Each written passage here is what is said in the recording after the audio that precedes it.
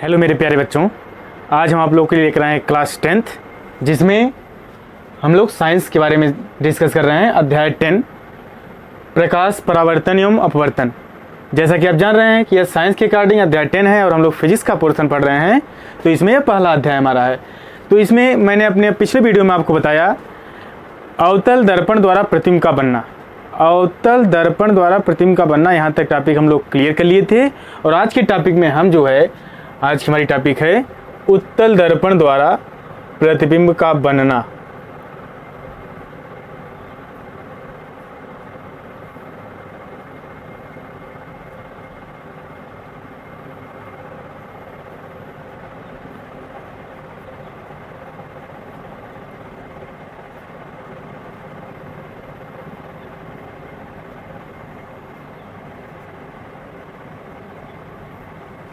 क्या टॉपिक हमारी है?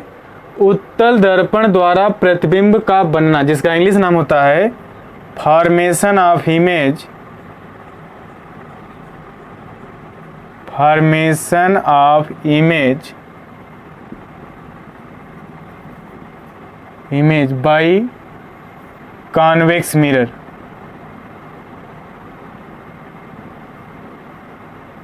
कॉन्वेक्स मिरर, यह टॉपिक हमारी आज की है।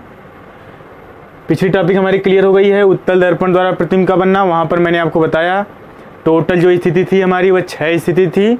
यहाँ पर जो है उत्तल दर्पण में केवल 2 स्थिति हमें पढ़ना है। केवल यहाँ पर 2 स्थिति होती है। पहली स्थिति क्या है हमारी, इसको देखते हैं। तो पहली स्थिति हमारी यहाँ पर है जब वस्तु अनंत दूरी पर रखी हो। जब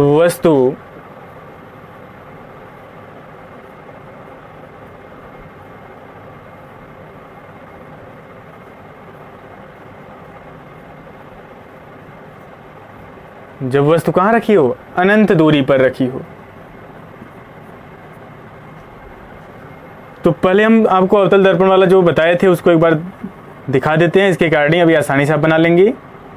यह हमारा दर्पण है।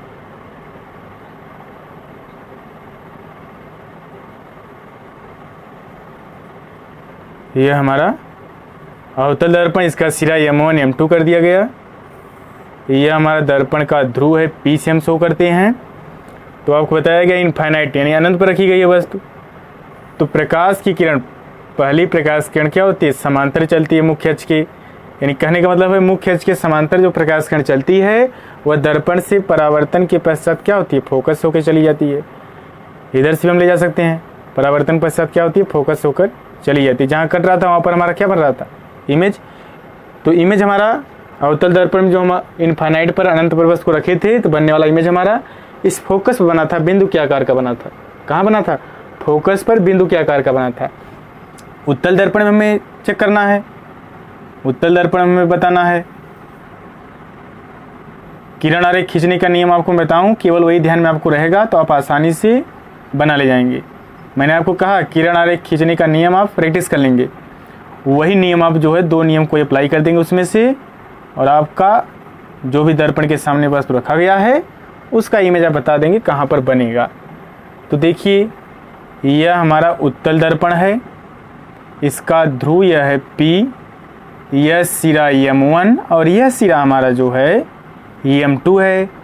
अब आप जानते हैं जो प्रकाश की किरण मुख्य अक्ष के समांतर चलती है, यही नहीं बताया गया। इसमें कहा गया मुख्य अक्ष के समांतर चलने वाली प्रकाश की किरण दर्पण से परावर्तन के पश्चात फोकस होकर चली जाती है। इसमें जो प्रकाश किरण मुख्य अक्ष के समांतर चलती है वह दर्पण से परावर्तन के पश्चात क्या होती है? फोकस से आती हुई, फोकस से हमारी आती हुई प्रतीत होती है। यह मान लीजिए यहाँ कोई व्यक्ति खड़ा हो, तो वह जब देखेगा तो इस प्रकाश किरण उसको जो है इधर फोकस से आती हुई दिखाई देगी। इस तरफ से भी हम ड्रा कर सकते हैं, यहाँ से रे ले जाएं। यह प्रकाश किरण चल रही है मुख्य अक्ष के समांतर, यह हमारा मुख्य अक्ष है। तो यहाँ से प्रकाश किरण क्या होगी? दर्पण से टकराने के पश्चात वह फोकस से आती हुई प्रतीत होती है। यानी यह इमेजिनरी यहाँ पर ड्रा कर दिया गया, काल्पनिक किरण ड्रा कर दी गई। तो यह पॉइंट हमारा मिल रहा है, जहाँ मिलता है वहाँ पर आपको बताया गया है कि हमारा प्रतिबिंब बनता है, और यह जो प्रतिबिंब यहाँ पर बनेगा यह वर्चुअल इमेज बनेगा, क्योंकि इमेजिनरी रे यहाँ पर काल्पनिक किरण जो है वह जाके यहाँ पर मिलती हुई प्रतीत हो रही है। तो यह हमारा आभासी प्रतिबिंब बनेगा। कैसा प्रतिबिंब बनेगा? आभासी। तो यहाँ नोट कर लेते हैं बगल में।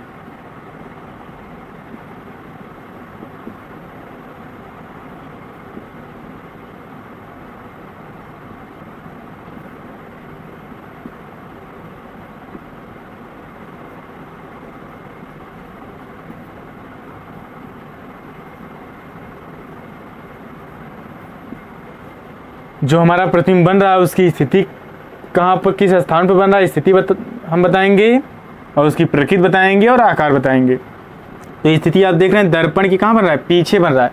दर्पण के पीछे किस पर? फोकस पर बन रहा है। किस पर बन रहा है? फोकस पर।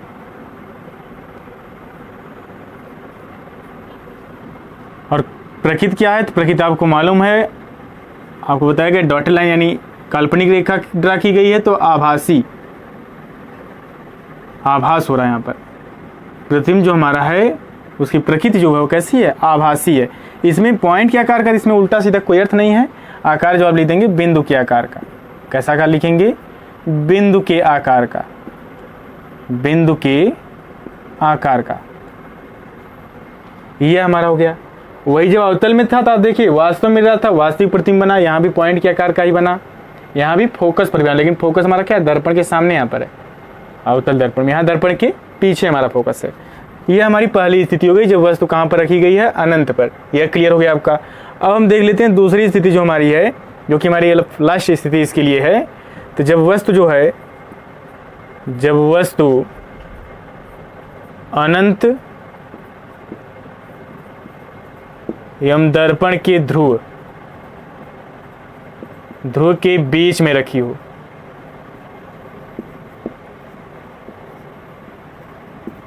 तो बनने वाला प्रतिबिंब हमारा कहाँ बनेगा? इसको चेक करते हैं। यह हमारा दर्पण आप बना लीजिए, अवतल दर्पण।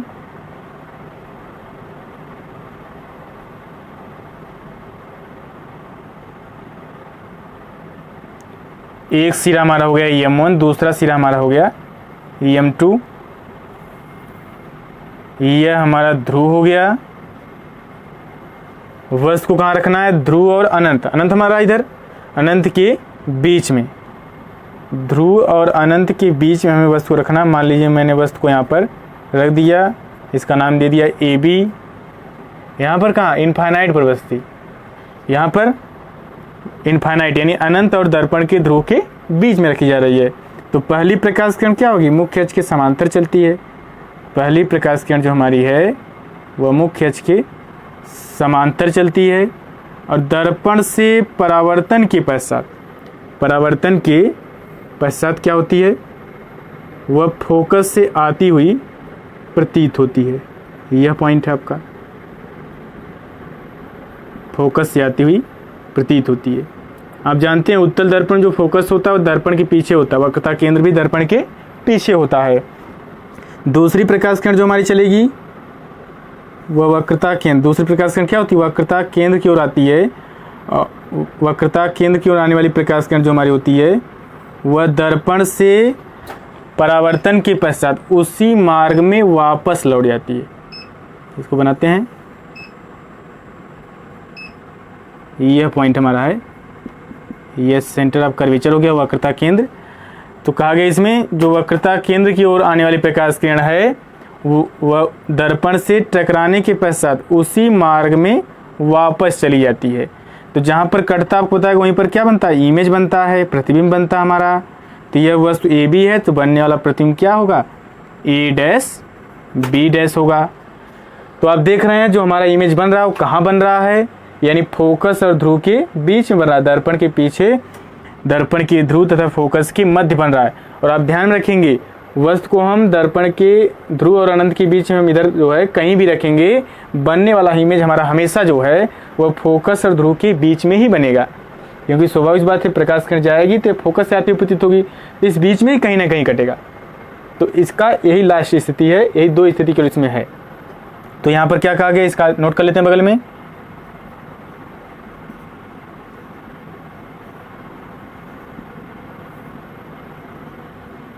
प्रतिबिंब, इसकी स्थिति,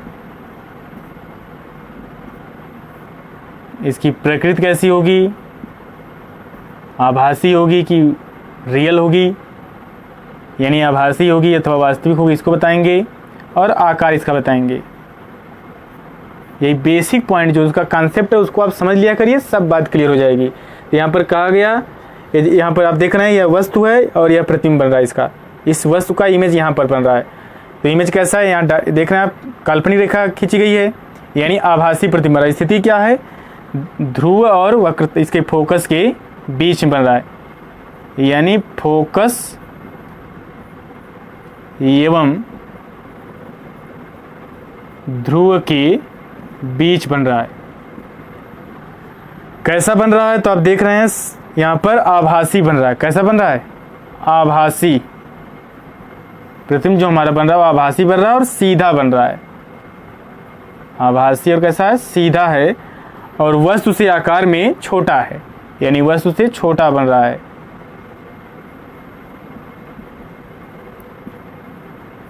यह पॉइंट आपकी क्लियर हो गई। यहाँ पर दो स्थिति आपको बताया गया, जब वस्तु कहाँ पर हो, अनंत दूरी पर हो, और दूसरा कहा गया जब वस्तु जो हमारी है यह अनंत एवं ध्रुव के बीच में स्थित हो। यह दो स्थिति आपकी है, दोनों स्थिति आपको मैंने समझा दिया, यह स्पष्ट रूप से क्लियर हो गया होगा। और आपको ध्यान में रखना है केवल किरण आरेख खींचने का नियम आपको पता है तो आप आसानी से इसे समझा सकते हैं। तो पॉइंट पहले आप पूरा नोट कर लीजिए, इसके बाद हम लोग दर्पण के उपयोग के बारे में चर्चा करेंगे। तो पहले आप इसे नोट कर लीजिए। हाँ, तो अब इसे नोट कर लिए होंगे। अब इसे हम करते हैं इरेज, और नेक्स्ट टॉपिक हम लोग चर्चा करेंगे गोली दर्पणों के उपयोग के बारे में। इस गोली दर्पण जो हमारे हैं, अवतल दर्पण, उत्तल दर्पण, ये सब का कहाँ कहाँ उपयोग है, इस पर डिस्कस करते हैं। तो देखिए यहाँ पर आप जानते हैं गोली दर्पण हमारे दो टाइप के हैं, एक हमारा अवतल दर्पण है, दूसरा क्या है, उत्तल दर्पण है। तो पहले हम लोग जो है पॉइंट को नोट कर लेते हैं। तो पहली पॉइंट हम डालेंगे यहाँ पर, अवतल दर्पण के उपयोग।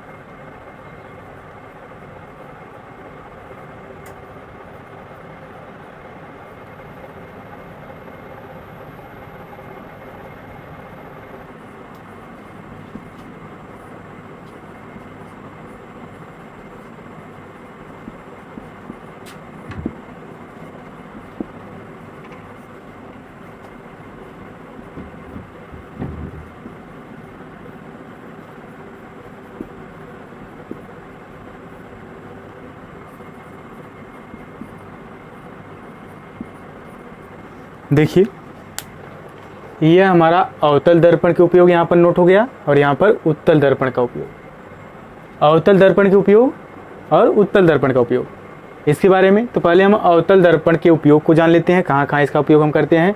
बहुत ही सिंपल तरीके से इसको आप जो है ध्यान में रखेंगे, पूरी पॉइंट आप याद कर लेंगे। देखिए हमारा जो पहला उपयोग है अवतल दर्पण का, वह दाढ़ी बनाने में किया जाता है। कहाँ किया जाता है, शेविंग में। अवतल दर्पण का उपयोग जो है शेविंग में किया जाता है। बड़ी फोकस दूरी हम बड़े द्वारक के जो अवतल दर्पण होते हैं उनका उपयोग हम दाढ़ी बनाने में शेविंग के लिए यूज करते हैं। और जो सेकंड पॉइंट यहाँ पर है, आँख, कान, नाक, गले एवं दांत के आंतरिक भागों की, ये सब के आंतरिक भागों की जांच करने के लिए डॉक्टर जो हमारे होते हैं वह अवतल दर्पण का उपयोग करते हैं। इसमें जो हमारा है वह छोटे अवतल दर्पणों का उपयोग किया जाता है। छोटे अवतल दर्पणों का उपयोग करके डॉक्टर जो है यह आँख, कान, नाक, गले इत्यादि का जो है निरीक्षण करते हैं। इसके बाद तीसरा नंबर जो हमारा है, स्टीमरों, मोटर कारों, रेल के इंजनों तथा सर्च लाइट के लैंपों में परावर्तक के रूप में जो है अवतल दर्पण उपयोग किया जाता है। परावर्तक के रूप में किया जाता है, यानी जो हमारे सर्च लाइट है, मोटर कार, ये सब हैं, इसमें जो हम दूर की वस्तुओं को जो है अधिक प्रकाशित करना है इसमें। तो आप जानते हैं यह हमारा क्या है, अवतल दर्पण जो हमारा है, यह मान लीजिए मैंने अवतल दर्पण बना लिया। अवतल दर्पण के द्वारा यहाँ पर समांतर प्रकाश किरण पुंज प्राप्त करके दूर की वस्तुओं को प्रकाशित किया जाता है। आप जानते हैं फोकस जो किरण जाती है वो क्या होती है, मुख्य से समांतर हो जाती है। जो फोकस से इधर जाएगी, फोकस से किरण, फोकस से होकर जो जाएगी किरण वो क्या होगी, मुख्य के समांतर हो जाएगी। यानी कहने का मतलब है हम अवतल दर्पण के द्वारा, किसके द्वारा, अवतल दर्पण के द्वारा समांतर प्रकाश पुंज प्राप्त करके और सारी किरणें खींच सकते हैं इसमें इस प्रकार। तो समांतर प्रकाश पुंज प्राप्त करते हैं जिससे हम दूर की वस्तुओं को प्रकाशित करते हैं, जिससे हम क्या करते हैं, दूर की वस्तुओं को प्रकाशित किया जाता है इसके द्वारा। तो यह हो गया हमारा कॉन्सेप्ट, यह अप्लाई हो गया यहाँ पर। इसके बाद हमारा जो है इसका उपयोग परावर्तक दूरदर्शी, आप लोग दूरदर्शी जो हमारा है यह परावर्तक दूरदर्शी आपको 12th क्लास में मिलेगा। दूरदर्शी सूक्ष्मदर्शी ऑप्टिकल इंस्ट्रूमेंट के चैप्टर में, उस अध्याय में आपको सूक्ष्मदर्शी दूरदर्शी इन सब चीज़ों के बारे में अध्ययन करना होता है। तो वहाँ पर सूक्ष्मदर्शी जो हमारी होती है, खगोलीय दूरदर्शी हो गई हमारी, सब में लेंस का उपयोग किया जाता है। और ये जो हमारा परावर्तक दूरदर्शी है इसमें दर्पण का उपयोग किया जाता है। लेंस के साथ साथ लेंस भी यूज होता है और दर्पण भी होता है, इसमें समतल दर्पण भी होते हैं।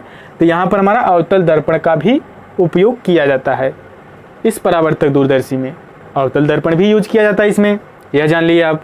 इसके बाद हमारा टेबल लैंपों के शेडों में, टेबल लैंप जो हमारे होते हैं उसमें, टेबल लैंपों के शेडों में भी अवतल दर्पण का उपयोग किया जाता है। यह कैसे, जो हमारा अवतल दर्पण आपको मालूम है यह अभिसारी दर्पण के नाम से भी जाना जाता है, यानी यह प्रकाश की किरणों क्या करता है, अभिसारित करता है, एक स्थान पे एकत्रित करता है।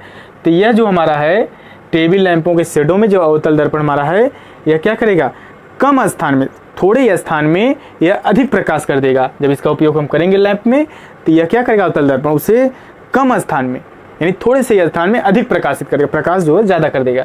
और सौर भट्टियों में इसका उपयोग किया जाता है। तो जो सूर्य की प्रकाश हमारी होती है, यहाँ पर जो हम यूज करते हैं वो बड़े अवतल दर्पण का यूज करते हैं। सूर्य के प्रकाश को अब बड़े अवतल दर्पण के द्वारा हम सौर भट्टी में क्या करते हैं, सौर भट्टियों में केंद्रित करते हैं, सौर भट्टियों में क्या करते हैं, केंद्रित करते हैं। तो यह हमारा हो गया अवतल दर्पण का यूज, यानी यूज ऑफ कॉनकेव मिरर, अवतल दर्पण की उपयोग आप जान लिए। फाइनली जो हम लोग यहाँ पर जान लिए अवतल दर्पण का उपयोग, टोटल मैंने यहाँ पर आपको 6 उपयोग बता दिया। अब हम देख लेते हैं उत्तल दर्पण का उपयोग, जो हमारा कॉन्वेक्स मिरर है, यूज ऑफ कॉन्वेक्स मिरर। उत्तल दर्पण का कहाँ कहाँ उपयोग हम करते हैं, तो आपको यहाँ पर नोट किया गया है। उत्तल दर्पण का उपयोग मोटर कारों, ट्रकों आदि वाहनों में साइड दर्पण, किसके रूप में, साइड दर्पण के रूप में किया जाता है। यानी जो हमारा ड्राइवर का जो चालक होता है, वाहन चालक जो होता है, उसके बगल में जो दर्पण लगा होता है वहाँ पर हमारा उत्तल दर्पण उपयोग किया जाता है। क्योंकि आप जानते हैं उत्तल दर्पण जो होता है हमारा वह अपसारी दर्पण के नाम से जाना जाता है। यह उत्तल दर्पण जो होता है यह विशाल क्षेत्र, जैसे बड़े क्षेत्रों को अवतल दर्पण के उपयोग से बड़े क्षेत्रों में स्थित वस्तु का प्रतिबिंब जो है वह छोटे, बड़े क्षेत्र में स्थित वस्तु का प्रतिबिंब जो हम क्या करते हैं, बड़े क्षेत्र को छोटे क्षेत्र में बना देता है, उस वस्तु का प्रतिबिंब छोटे क्षेत्र में यह क्या करता है, बना देता है। कौन सा दर्पण, उत्तल दर्पण। तो जो हमारा यह साइड दर्पण के लिए उपयोग में लाया जाता है। तो आप जानते हैं जो ड्राइवर हमारा जो चालक है उसके बगल में यह दर्पण उपयोग में लाया जाता है, ताकि जो पीछे से वाहन आ रही, गाड़ियाँ जो आ रही हैं, जो हमारा पीछे का क्षेत्र है उसको छोटा करके उसमें बना दे उसका इमेज, उसका प्रतिबिंब, और हमें वह स्पष्ट रूप से सीधा दिखाई देता है। उसका इमेज क्या होता है, जो पीछे गाड़ी आ रही, जो भी आपको पीछे का दृश्य है वह आपको सीधा एवं स्पष्ट दिखाई देगा। यह छोटे से स्थान में उसे कर देता है। अब बात आती है सड़क पर लगे हुए लैंपों, दूसरा उपयोग जिसका है, सड़क पर लगे हुए लैंपों में परावर्तक तलों के रूप में उत्तल दर्पण का प्रयोग करते हैं। यानी सड़क पर, गली में, बाजारों में जो हमारा यह परावर्तक के रूप में लैंप जो लगे होते हैं उसमें परावर्तक के रूप में हमारा उत्तल दर्पण प्रयोग किया जाता है। क्यों, क्योंकि इसका बताया गया कि यह क्या करता है, बड़े क्षेत्रों में वस्तु जो हमारी रखी गई है उसका इमेज बड़े क्षेत्र को छोटे क्षेत्र में बना देता है। यानी इसका जो फील्ड व्यू होता है, यानी कि दृष्टि क्षेत्र जो होता है इसका वह बहुत ज़्यादा होता है। उत्तल दर्पण का दृष्टि क्षेत्र क्या होता है, बहुत ज़्यादा होता है, यानी कि फील्ड व्यू, इसका इंग्लिश नाम होता है फील्ड व्यू। यह विशाल होता है, जैसे अन्य दर्पणों के अपेक्षा। जैसे मान लीजिए हमारा समतल दर्पण है, इसका ये इतना फील्ड व्यू होगा, इतना क्षेत्र इसका होगा। तो यह जो हमारा अवतल दर्पण होता है, यह उत्तल दर्पण, इसका फील्ड व्यू बताया गया कि ज़्यादा होता है। यह हमारा, ये पॉलिश कर दिया जाता है ना, यह जो है उत्तल दर्पण है, इसका फील्ड व्यू, इसका दृश्य क्षेत्र जो होता है वह ज़्यादा होता है। इधर की एरिया भी कवर करेगा, ये पूरी इतनी एरिया कवर करेगा। तो यह इसका दृश्य क्षेत्र ज़्यादा होता है। तो यह प्रकाश को क्या करेगा, लैंप से जो प्रकाश निकलेंगे उसे अधिक से अधिक फैला देगा। यहाँ पर सड़क पर जो लैंप लगा, जो गली में लगे हैं, जो टर्निंग पॉइंट हमारा जो ब्लाइंड टर्न होता है, अंधा मोड़ जो होता है, वहाँ पर भी हमारा यही दर्पण यूज़ किया जाता है। जैसे मान लीजिए वहाँ जो लैंप यूज़ किए गए हैं उस लैंप में भी हमारा यही दर्पण यूज़ किया जाता है। जैसे यह हमारा मान लीजिए इधर से रास्ता एक आ रहा है, इधर से आ रहा है, यहाँ टर्न है, तो यहाँ जो हमारा लैंप यूज़ किया जाएगा उसमें जो परावर्तक तल के रूप में उत्तल दर्पण ही यूज़ किया जाता है। यह बात हो गई। और दुकानदार जो होते हैं, दुकानदार दुकानों में भी इसका प्रयोग करते हैं उत्तल दर्पण का ही। यह कैसे, देखिए आपको बताया गया यहाँ पर जो हमारा उत्तल दर्पण है, यह मान लीजिए है ना, यहाँ बनाया गया, इसी के माध्यम में बता दे रहा हूँ। यह जो है यहाँ बना लेते हैं इसको साइड में। यह साइड में मान लीजिए एक दुकानदार है जो अपनी दुकान में एक तरफ उत्तल दर्पण कॉन्वेक्स मिरर का यूज कर रहा है। यह हमारा मिरर है, तो यह जो इसकी एरिया जो कवर करेगा, यह एरिया पूरा कवर करेगा और यह एरिया पूरा कवर करेगा। यानी कहने का मतलब मान लीजिए हमारा सपोज कर लीजिए पूरी जो है यह दुकान है, यह दुकान है, यहाँ पर जो है यह दुकानदार, दुकान का मालिक जो है यहाँ पर बैठा हुआ है, तो यह इस दर्पण में देखकर, इस उत्तल दर्पण के सहारे इस पूरी दुकान का खबर जो है वह रखेगा, आसानी से रखेगा। तो आप समझ गए यहाँ पर अवतल दर्पण या मुत्तल दर्पण के उपयोग के बारे में आपने जान लिया। अब हम नेक्स्ट टॉपिक यहाँ पर जानेंगे, यह दर्पण से जो हमारी दूरियां हैं उनको नापेंगे कैसे, उनको किस चिन्ह के साथ नापेंगे, यानी चिन्ह परिपाटी के नियम पर चर्चा होगी। तो इसके पहले सबसे पहले आप इसे नोट कर लीजिए, इस पॉइंट को आप नोट कर लीजिए पहले।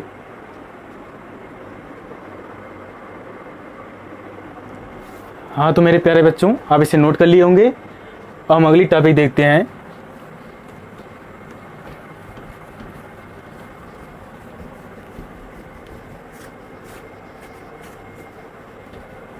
अगली टॉपिक हमारी है दर्पण से दूरियां नापने के लिए चिन्हों का नियम, यानी कि चिन्ह परिपाटी पर हम चर्चा करेंगे। किस पर चर्चा करेंगे? चिन्ह परिपाटी पर। तो यहाँ पर हेडिंग लगाएंगे आप, दर्पण से दूरियां नापने के लिए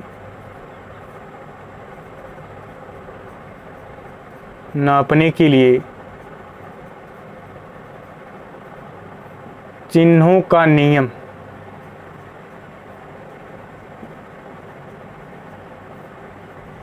या सिंपली आप कह सकते हैं चिन्ह परिपाटी का नियम या चिन्ह परिपाटी, साइन कन्वेंशन रूल यह है। तो मैथमेटिक्स में आपको बताया गया है, गणित में आपको चतुर्थांश के बारे में बताया गया है। गणित में आपको किसके बारे में बताया गया है? किसके बारे में? तो कहा गया चतुर्थांश के बारे में बताया गया, यानी कि कोऑर्डिनेट के बारे में बताया गया है, जिसमें आपको 4 चतुर्थांश की जानकारी दी गई। यह हमारे, इसको हम देख लेते हैं। इसी के अनुसार मैं आपको भी बता दे रहा हूँ, पूरी तरीके से क्लियर हो जाएगा आपका। और यह पहले आप देख लीजिए, चतुर्थांश हमारा है, यह फर्स्ट होता है पहला चतुर्थांश, यह हमारा सेकेंड होता है सेकेंड कोऑर्डिनेट यानी द्वितीय चतुर्थांश, यह हमारा थर्ड होता है यानी कि तृतीय चतुर्थांश, यह हमारा फोर्थ होता है। क्लियर बात? यह ओरिजिन होता है, मूल बिंदु, इसे हम ओ शो कर देते हैं। तो जो राइट साइड दाहिनी तरफ जो हमारा होता है वह धनात्मक चिन्ह होता है, और अपवर्ड डायरेक्शन यानी ऊपर की दिशा में यह हमारा धनात्मक होता है।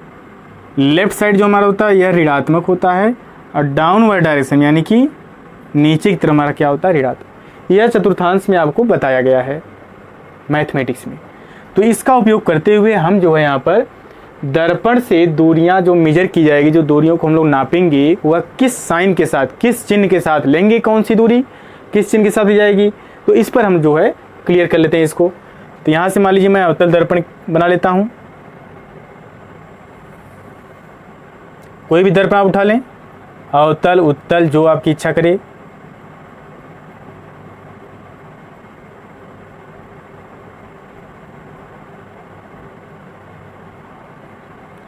यह सिरा हमारा M1 और यह सिरा हमारा M2। एक सिरे को मैंने M1 मान लिया, दूसरे सिरे को M2 मान लिया। यह हमारा क्या है? ध्रुव है, जिसे हम P से शो करते हैं। किससे शो करते हैं? P से। एक लाइन इस प्रकार मैं ड्रा कर दे रहा हूं,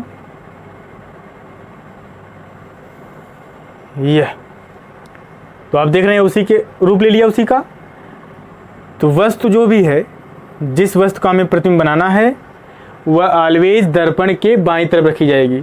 वह हमारा उत्तल दर्पण हो या अवतल दर्पण हो, हमेशा वस्तु जो है दर्पण के सामने ही रखेंगे, यानी कहने का मतलब बाईं तरफ ही रखा जाएगा। मान लीजिए मैं यहाँ पर वस्तु रख दिया ए बी, या ए बी एक वस्तु रख दिया जिसका इमेज सपोज कर लीजिए यहाँ पर बन रहा है, ये हमारा ए डैश बी डैश इसका नाम शो दे दिए। ध्यान दीजिएगा बिल्कुल, यहाँ पर कहा गया है कि हमारा दर्पण जो है वह अवतल दर्पण हो या उत्तल दर्पण, कोई भी दर्पण हो, आप ऑलवेज वस्तु को जो है दर्पण की बाईं तरफ, यानी दर्पण के सामने बाईं तरफ ही रखेंगे। यह बात ध्यान रखेंगे। अब देखिए, तो प्रकाश किरण इधर से बाईं तरफ से ही आएगी, यानी आपतित प्रकाश की जो दिशा होगी यह होगी आपतित प्रकाश की दिशा। और आपको बताया गया कि जो बाईं तरफ की दूरी होती है वो किस चिन्ह के साथ ली जाएगी, तो वह ऋणात्मक चिन्ह के साथ ली जाएगी, निगेटिव साइन के साथ। यानी आपतित प्रकाश की दिशा के जो विपरीत दिशा होगी, इस तरफ की दूरी हमारी जो होगी, यह दूरी निगेटिव साइन के साथ ली जाएगी। और आपतित प्रकाश की जो दिशा है, ये जो दिशा है इस दिशा में, यानी इस तरफ दर्पण के दाहिनी तरफ, यह दूरी जो हमारी मेजर की जाएगी, जो मापी जाएगी, वह धनात्मक चिन्ह के साथ ली जाएगी। और मुख्य जो हमारा है, मुख्य अक्ष के ऊपर की जो ऊंचाई ली जाएगी, वस्तु हमेशा मुख्य अक्ष के यहाँ ऊपर ही रखी जाएगी। इस प्रकार स्थान आप चेंज कर सकते हैं, लेकिन मुख्य अक्ष के ऊपर ही रखेंगे वस्तु को ऑलवेज। तो यह आप देख रहे हैं यहाँ पर, जो ऊपर हम हाइट या ऊंचाई मेजर करेंगे, यह हम जो है पॉजिटिव, और नीचे जो हम मेजर करेंगे वह निगेटिव। यह बात है, यानी नीचे की तरफ की जो ऊंचाई होगी, यह हमारा प्रतिबिंब है। सपोज किया गया हमारा क्या है, प्रतिबिंब सपोज के लिए बन रहा है यहाँ पर। यह सपोज मान लिया गया कि वस्तु रखी गई है, तो कहा गया मुख्य अक्ष के ऊपर की ऊंचाई, वहाँ से आप समझ रहे हैं धनात्मक चिन्ह के साथ ली जाएगी। और मुख्य अक्ष के नीचे की ऊंचाई जो है, यानी नीचे की हाइट जो है, वह किसके साथ ली जाएगी, ऋणात्मक चिन्ह के साथ। तो कहने का सीधा सीधा उद्देश्य है, आप दर्पण के द्वारा जब प्रतिबिंब बनाएंगे, वो पीछे बन रहा है कि आगे बन रहा है, उल्टा बन रहा है कि सीधा बन रहा है, उस सब स्थितियों के ऊपर निर्भर करेगा हम कौन सा चिन्ह लेंगे। और चिन्ह जो लिया जाएगा वह मैं बता दिया कि यह आप यूज करेंगे ही। इसी प्रकार दाहिने तरफ धनात्मक चिन्ह, बाईं तरफ ऋणात्मक चिन्ह, ऊपर की तरफ धनात्मक और नीचे की तरफ ऋणात्मक। और एक चीज़ आप ध्यान देंगे, यहाँ पर वस्तु जो हमेशा बाईं तरफ रखी जाएगी, उत्तल हो या अवतल हो, यानी वस्तु जो है इसकी दूरी हमेशा निगेटिव चिन्ह के साथ ली जाएगी। वस्तु की दूरी हमेशा क्या, निगेटिव चिन्ह के साथ ही ली जाएगी, ऋणात्मक चिन्ह के साथ ही ली जाएगी। एक विशेष बात यहाँ पर यह है कि यह जो हमारा जो मैं यहाँ पर साइन आपको बता रहा हूँ नोट करने के लिए, ये आप ध्यान नोट कर लेंगे। यह जो है न्यूमेरिकल के पॉइंट ऑफ व्यू से इंपॉर्टेंट बात है। न्यूमेरिकल जब आप सॉल्व करेंगे तो उस दौरान यह चिन्ह आपको ध्यान में रखना पड़ेगा, और हमेशा जो है आप चिन्ह का बिल्कुल ध्यान रखेंगे न्यूमेरिकल सॉल्व करते समय, फार्मूला डिराइव करते समय। तो यह आप भली भांति समझ गए होंगे। पूरी उम्मीद है आपको यह चिन्ह परिपाटी का नियम समझ में आ गया होगा, और चिन्ह को आप ध्यान में रखेंगे। तो आज क्लास मैं यहीं पर समाप्त करता हूँ, इसे आप नोट कर लीजिए।